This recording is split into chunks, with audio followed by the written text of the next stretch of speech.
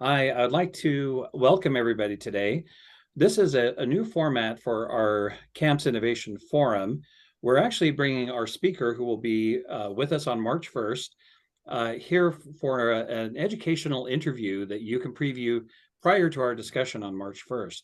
So first of all, I'm going to introduce just the fact that our Innovation Forum is really a place where we can introduce ideas and speakers and topics that will help all of us improve best practices, new things, new ideas. Norman Yu has been an exceptional leader of our Innovation Forum. He's at Kocer Engineering Consulting. Kocer can do anything and everything from an engineering standpoint and helps so many of our camps members and beyond with their manufacturing needs. So we highly recommend Kocer Consulting. And Norman has taken on this innovation forum. He has a background in industrial engineering, but he has his master's degree in learning and organizational change. He has a military background and experience at Amazon and other. He's paid the price, so to speak, to be in this position to lead and especially to lead innovation. And we really appreciate you, Norman, and what you're doing here. So with that, I'll turn the time over to you to introduce our guest speaker. Great. Thanks so much for that warm introduction, Kirk. So joining us for this interview, we're very excited to have Foram Sheth. Foram is a TEDx speaker and chief operating officer and co-founder of Ama La Vida, an innovative career, leadership, life, and health coaching company. Foram became a coach after her experience of burning out in her consulting career. This experience inspired her to help others create careers which are fulfilling, meaningful, and fit their personal needs and goals. She built Ama La Vida to help people in stopping to accept what others tell them is possible and to start living a life that they love by making coaching more affordable as well as results-oriented.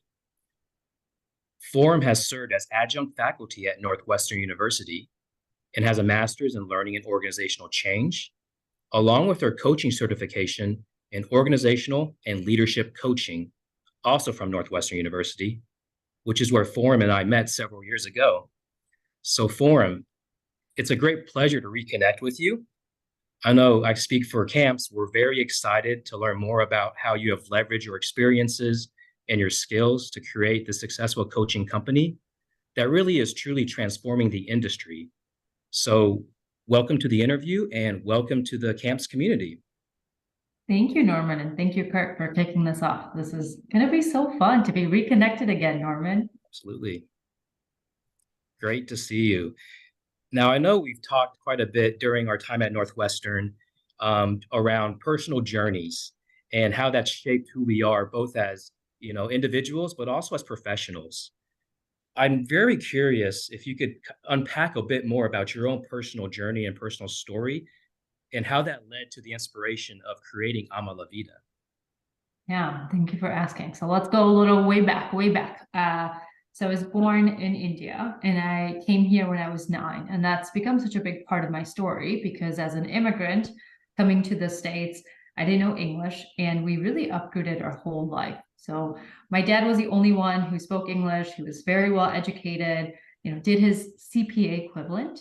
And when we moved here, we moved in with my aunt, uncle, and my cousins. They only spoke English. We only spoke Gujarati. So you can imagine in this household of 9 people where we don't know how to communicate. We don't understand the culture. And unfortunately, back then, this was back in the 80s, the translation to the work that my dad had done and his level of work didn't necessarily translate. And so my parents started life all over again. So my dad got a job at a Dunkin' Donuts. My mom, until my daughter was born, worked at Weber Grill in the factory, like building heavy machinery. So horrible working conditions. She would lift very, very heavy machine parts and worked about 12 to 14-hour shifts. She did the night shifts. But that was my upbringing for a very long time until, my dad, he did his CPA. where they started to get stable again. We moved around every year until 8th grade. So high school was the first time that I actually had a consistent time. And I share all of this with you because all I knew growing up is watching the sacrifice from my parents. I asked at a very early age to my parents, I'm like, why are you doing this to us? Like, it would just be so much easier if we can just go back home because we hate it here. And my dad looked at me, and it's me, my mom, my brother, and my dad. So my dad, he looked at me and he's like, look, we're doing this for you. The education and the opportunities that you will have here in the States, you will never have in India. And things have shifted so much in India, especially for females. It's still not the same. And so I realized very quickly the incredible sacrifice that they made. And also just the whole idea of like, this is all for my opportunities, which means I shouldn't be doing something just because other people are doing it. So fast forward, navigating college, ACTs, we didn't know any of that, but we navigated through it. I was, studying to be a doctor. So I was doing my MCAT, the whole thing. English being my second language, standards exams were always difficult for me. And so enter my dad again, who's served as my guide for the longest time. He's like, why are you doing this? Like, this isn't something that you're going to be excited about because you're going to have to keep doing these standards exams. So his only question to me was, why do you want to be a doctor? My answer to him was, because I want to help people. To which he then said, is this the only way to help people? Like, when you don't even know how to respond. And in anger, I was like, yes, this is the only way to help people. And you better believe I still took the MCAT and then realized Dad was right. Like, this is not the only way to help people, which is how I pivoted into healthcare consulting. So it was like an overnight decision. I needed to take the MCAT because I put way too much time into it and I needed to prove it to myself. Fast forward, started in healthcare consulting. And it was in consulting that I really loved the idea of being able to problem solve for others. And I love the rigor of consulting. You could go into anything. You didn't even have to be the expert, but you had these set of skills to understand, how do I understand what the client needs, what the creative solutions might be? And I loved all of that. And through that, Norman, I was then doing my master's in learning and organizational change because I realized change is at the root of any consulting that you do. And it was during MSLOC, our master's program, that I had my first ever exposure to coaching when we worked with a leadership coach. And it was in that first coaching session when my coach said to me, Foram, do you realize how much you're getting in your way? I was sharing with her about things that were happening at work. And I was like, what? You said what now? And in that moment, I was like, I don't think it was that aha moment that when my dad had asked me, is this the only way to help people? Another instance of, you realize you're getting in your own way. And it just took me back and I started to reflect on all the things that I was doing. Whereas ultimately what I was saying is, things are happening to me. My boss hates me. This isn't working for me. And she just helped me flip the whole script. I was like, wow, I have a lot more autonomy and also authority in the problems that I have and the solutions I have. And what I realized very quickly between consulting and coaching is, as a consultant, I was giving a fish because that was what I was paid to do, to solve someone's problems. When I got coached, I realized I was learning how to fish myself. And I love that. So I found out that they also had a coaching program, pursued it, and realized that I wanted to do coaching and not consulting. What I couldn't give up through that whole process was the rigor of consulting. Just understanding the coaching industry is so archaic. And also, had I not been lucky enough to get into Northwestern, I would have never had exposure to coaching. Why is that, Norman? If you think about that, Kirk, people work their whole lives, and it's only when you've made it, you're in the C-suite, you're the 1%ers, could you afford coaching? And I call bullshit on that. I don't think that's okay. Coaching is required for everyone, and everyone can benefit from it. And that was part of the intention of why Ama La Vida was created. That's a great vision. Wow. That is great. I love how the analogies you use between coaching and consulting, right? And that's so relevant. And what I found, because I've also leveraged a lot of the learnings that I had from our graduate program and the coaches that we've had, and kind of blended that together within my consulting approach. And something that we're very proud of at Kocer is where we not only come in and solve issues, but we partner with the client and almost serve as that coach, and we're solving it together, right? So the client is learning as we're working. And that's been a very, very valuable partnership. And in Forum, I know we had briefly spoken about CAMPS as an organization, right? Center for Advanced Manufacturing Puget Sound, and how it's entirely comprised of, small and mid-sized manufacturers, distributors. So I'm sure they've heard the term coach, maybe from a sports perspective, but coaching professionally has been around for decades, but maybe not as familiar within the manufacturing space. But I do know you've worked with a couple of manufacturing clients in your past.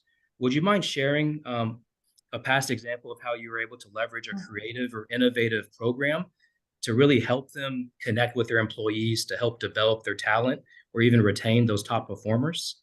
Yeah, that's a great question. And I would say, yes, you're absolutely right that coaching has been around, and there's probably two camps of people who think about coaching. There's the coaching is for those who need help because they're not doing good.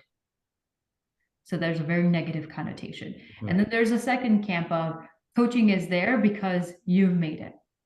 You're the top of the top, and therefore you're going to get coaching. And we don't need to think in this or mindset. That really it needs to meet people where they are. And when I think about coaching, I'm like, if you're going to spend that much money, I hope you're doing it for the people you want to keep in your organization, not for the people that you're trying to coach out. That ship has sailed of coaching people to coach them out. Now, thinking about coaching in the manufacturing space, I'll give you kind of two examples. One is a very, I would say, tangible one. We're working with an organization where they actually build those docks. So anywhere that you go, you see docks. They're huge. They're actually Seattle-based as well. So they build all the docks. And what they do is they have the foreman who, what they've done is they know how to physically build it together.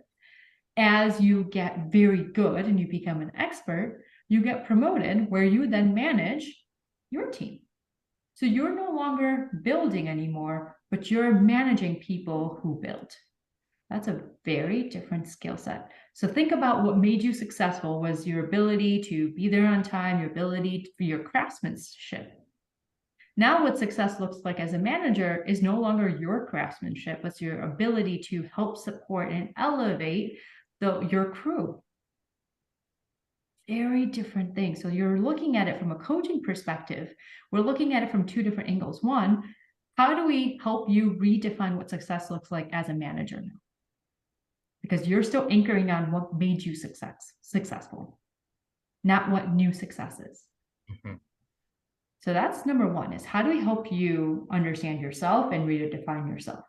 There's a lot of confidence components here too. Because you're like, wait, what made me really good? I'm not good at it anymore. I used to be an all-star. Now I feel like I'm not there yet because there's a learning curve. And the second part of the coaching is, how do I now develop all these new sets of skill sets that I need to develop to help manage my team? What does it mean to delegate?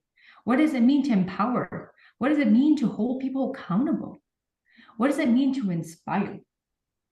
These concepts of leadership, because leadership is so ambiguous, and I think people have a hard time wrapping their heads behind it because of the fact that it's so ambiguous. We have to make it tactical. And what does it mean for you? So when we're working with this organization, we took all of their people leaders and for one, just help provide a common language so that when we say feedback, here's what we're actually saying about feedback. Here's a framework that it is something that we need to talk about, not just when there's constructive things to say, but also positive. Then going into for each individual, how are you defining what your success is? How are you shifting your mindset to why you're here, what you're in this role? And what are the experiences that you're dealing with your group that we need to work through? So Norman, for you, maybe it's like you're so good at inspiring, but you're having a hard time with delegating. And for Kirk, maybe it's the exact opposite. It's not the same approach. I can't just give you both a template. I have to fully understand what's working for Kirk, what's getting in his way, what do we need to learn about? And that's where the individualized coaching plan happens. But you mentioned that when you worked with a coach, there was a flipping of the script. And I was just curious, It seems like now you've had a chance to flip the script for many people, but it sounds very empowering. I was curious more on your thoughts about flipping that script. Oh, great question. So let's take the example of this one comes up a lot about empowering, or excuse me, delegation. Generally, it's if I give someone, my team members, they're already overwhelmed. I don't want to add more to their plate. So therefore, I'm going to do it. So that's an assumption that a leader may have. And you're doing it, and the way you're justifying it in your head is because I don't want to overwhelm them already. My response to that is, well, what opportunities, learning opportunities did you just take away from them? How do they want to develop their career, and how are you giving them opportunities to learn that? And then they go, oh, I thought I was helping them. I'm like, right, you made that decision and assumption that you were helping them. Rather than having the conversation with your team member, if you just put yourself in their shoes and you were in their shoes and you saw a manager that you worked with who really took all the work, how do you feel? And usually the moment we have this, I help them recognize, where are you today? Like, how are you currently thinking about it? If I just help you think about it from a different lens and ask you a different question, you're going to go, oh. And that's a whole thing about coaching, is understanding, how are you thinking? If you think 1 + 1 = 2, I also need to teach you that 2 + 0 also equals 2. That there is a different way to get there. One thing, and you talk about mindset and different ways of getting to the solution. I know a personal struggle of mine early on in my career. I studied engineering in undergrad, and in engineering, it's so much about, convergent thinking, converging on one single answer, solve for X. And that's just how my mind was wired. But then I quickly realized that the most challenging issues that we're facing at work, or even in our personal lives, it's not really black or white. There's so many shades of gray around it. And it's more or less, always bringing back to change and people and how we process and navigate through ambiguity. So I quickly learned that it's not just converging on one single answer, it's diverging, right? And going out and looking at exploring all possible answers and the best answers available. And it might be different for different people. And when you talk about empowerment, leadership, even delegation, it's oftentimes very difficult to quantify, those aspects. And when we deal with businesses, especially small businesses with limited resources, being able to quantify or put a number and associate that with a tangible result is very, very powerful. Are there any strategies that you can share for how businesses can quantify these ambiguous aspects that they're trying to get to? That's a really great question. As a small business owner myself, yeah, that's real. I want to know, because I'm invested in every single penny that is being spent, and I want to know that it's going somewhere. There's a few ways whenever someone is thinking about, I know we're talking about coaching, but this goes broadly beyond just coaching. This is about anything you're doing with your people, whether that be, we're going to put in a new LMS system, we're going to do a whole new performance review process. Think about why you're ultimately doing it. Like, what does success look like for you all? So if we just keep going with this lens of coaching and you're investing in, let's say, your directors, what does success look like? Is it that you want to engage?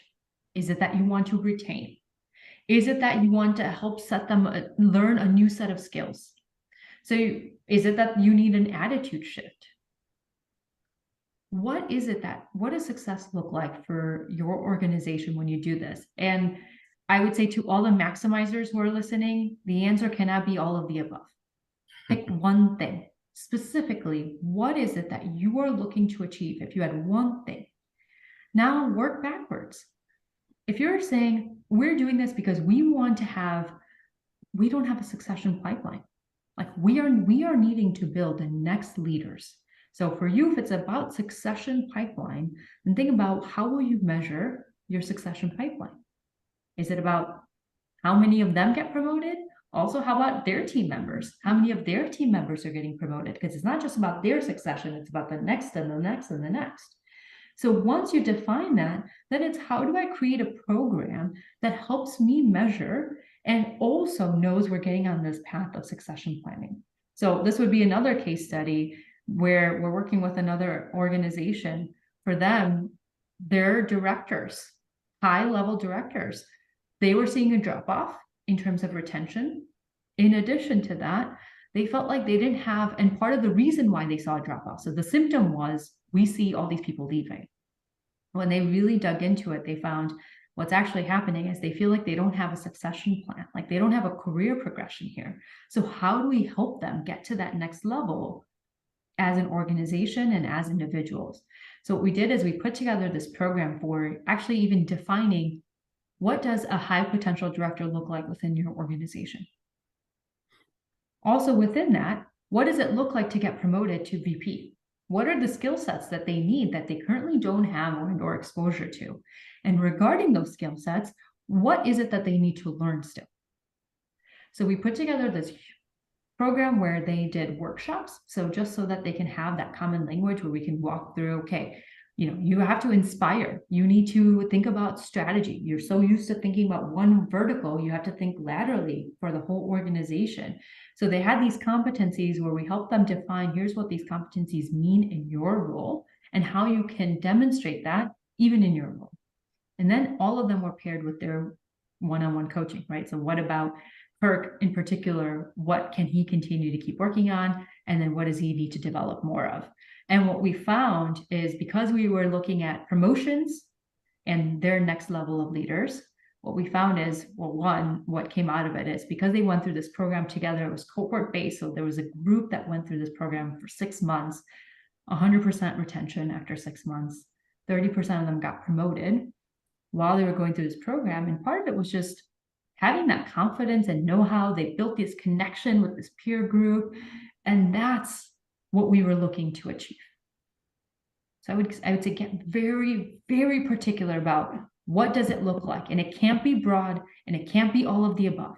Pick one thing, because that's how you can then design a really good program and make sure you know exactly how you're measuring. Just as we're talking about coaching and really partnering, and getting down to that one specific area that we want to focus on, I believe, to maximize the efficacy of coaching, you really have to have some trust built with the individual. And then broadly speaking, if we're looking at the organization, there should be a culture of trust as well for it to really to maximize the effectiveness of coaching. Are there any tips or advice you can give to manufacturers to really, to establish that culture of trust, not just with their direct reports or C-suite or even office employees, but all the way down to the shop floor level with the hourly workers? It all starts with the top. And here's what I mean. So often a common mistake is, as the leadership team, we're good. We just want to help everybody else. And it's like, no, but you're the role model. You actually help lead the way, and you can't just talk the talk, you need to walk the walk. So first things first is, it needs to be just, especially when we're thinking about a culture of psychological safety, it needs to start with the leadership team, because they're really helping to say, this is what we value and this is what we expect. So when a leader comes up and says, I made a mistake, like this is something I'm still working on, that just gives everybody else the permission to say, okay, first of all, this person is human, and I appreciate that it feels safe to be vulnerable or to say, here are the things I'm working on or where I still need help. So it definitely has to start from the top. And if we think about the components of psychological safety, what does that actually mean? It means the ability to feel safe, to be our true, authentic self. So if there's a culture where we have automatically shut people down for acting a certain way because they don't feel a prototype that we have built, well, already you need to think about systematically, what is your organizational, how is that set up for the type of psychological safety that you want to build? What it also means is sometimes it could be process related, where it just becomes routine and habit, where you might end a team meeting with saying, what is one thing that you learned where you failed really quickly and that you learned? And that becomes part of the workings of an organization. There's a lot to dig into when it comes to psychological safety, but I would say the common mistake is it's almost like, of course, this is a safe space. You should speak freely, but you actually realize that the moment someone speaks freely, they might be retaliated against. There's consequences because of the way that somebody who's in a higher role, the way that they react. So they're the ones that really need to help lead the way for what it looks like to exhibit psychological safety. Companies are creating high performance teams through psychological safety. So I think your conversation about this is something all leaders should really think about. But if they don't know how to create an environment that doesn't retaliate or punish people, I mean, sometimes you're not even aware of how you're doing it. So again, this is where coaching can become very valuable. But I think it's something, psychological safety is something that would benefit any organization, and they will see increases in productivity when that happens. So I appreciate you sharing that, Kirk. Coming from a healthcare background, hospital organizations, psychological safety is huge, especially when you make a critical error with a patient. So a doctor may find it a lot easier to own up as opposed to maybe a nurse or a technician. And so at this one hospital organization, one thing that they were very intentional about, this goes back to the intention, is creating an organization, a culture of high psychological safety. So what they did was, anytime there was a case that did not go perfectly the way that they had anticipated, they would do these, what they call protocol psychological safety debriefs. And there were a set of questions that everyone had to go through, and they did the group got together, talked about what went well, what could have been better, what was everyone's role in it. And what they found, that the more they kept doing this, the technicians were able to freely share, like, this just isn't working. Like, the way that you've set up this workflow just doesn't work for us, but we do it because that's what the doctor needs, or that's what this person needs. And they were able to share, there's actually better ways to do this. So what they found is their error rates decreased because of the fact that they put in some infrastructure to say, we actually need to hear from you. Tell us what's not working. Can you imagine on the manufacturer floor, the people who are actually there working day in and day out, they probably have so many great insights about what's working, what's not working. But if they fear that they're going to be retaliated against to share, people are not going to take that chance. I think we all know that from sitting in a classroom where we're afraid to raise our hands, to answer a question. But also I could see how this, just this concept of psychological safety would really create an environment of innovation if we were free to talk about problems and feel like we were heard, feel like the things we talked about were actually acted upon. So, I mean, it's not a very easy issue. I mean, psychological safety includes a lot of different elements. Just as you guys were talking about psychological safety and then tying it back to the manufacturing floor, my mind kind of went to lean manufacturing and Kaizens and Gembas. And it's really all around getting out to the source of the problem and engaging and connecting with those that are dealing with those issues. Because to your point, Foram, a lot of insights can come from the ones actually doing the work versus a bunch of VPs sitting in a boardroom trying to come up with solutions for them. So really partnering with those that are feeling the pain points, experiencing that day in and day out, and then hearing them, what ideas do they have, I think is a great takeaway for those that are listening to this call. If I could get your opinion on this idea of autopsy without blame as part of psychological safety. It's if somebody feels blame, but in the end, I may have made a mistake on the team. I need to own up to that. But yet, if I feel blamed, I may be slow to raise my hand. Or if I feel troubled about that, I might blame somebody else versus owning it. So do you have anything to say about autopsy without blame, or how you coach clients towards that? I love that framing, Kirk. So thank you. I may need to borrow that. I think this goes back to, this actually is about the type of culture, the learning culture, or in fact, if we use Carol Dweck's work, she talks about fixed mindset and growth mindset. They're individually, how do we get people to, one, not feel paralyzed by a mistake? And then also, how do we just make it part of a routine? So for example, knowing that if someone does share something, there is a company protocol, then we cannot retaliate. And so therefore it just makes people feel safe, where because there's a process there, they feel open to it. Or if it's an anonymous box, so to speak. Another one getting into it is making it part of your day-to-day interactions. So in my one-on-ones, or even with my 4-year-old daughter, I say, what is one thing you did today that you learned? right? Instead of how was your day? What did you learn today? How did you learn it? Or I love the Sphinx founder, where she always asked her kids around the dinner table, which is, how did you fail today? And if we can just help reframe, this goes back to the mindset again. If we can just help people reframe and say failure is actually not a bad thing, if we can name it, own it, and then actually do something about it, that can go a long way. And I also feel like what you're talking about, Kirk, is another component of having a culture of accountability and ownership. So at Ama La Vida, we have a culture commandment called break it, own it, fix it.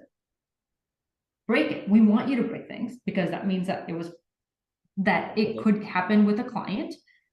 Own it. Tell us you broke it.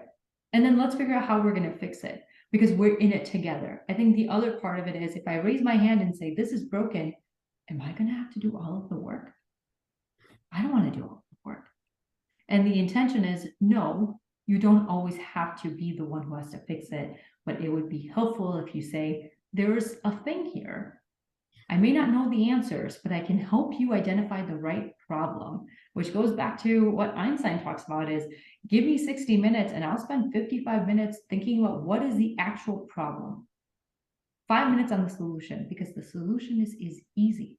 What people actually spend most of their time on is fixing the wrong things because they don't know what the true problem is.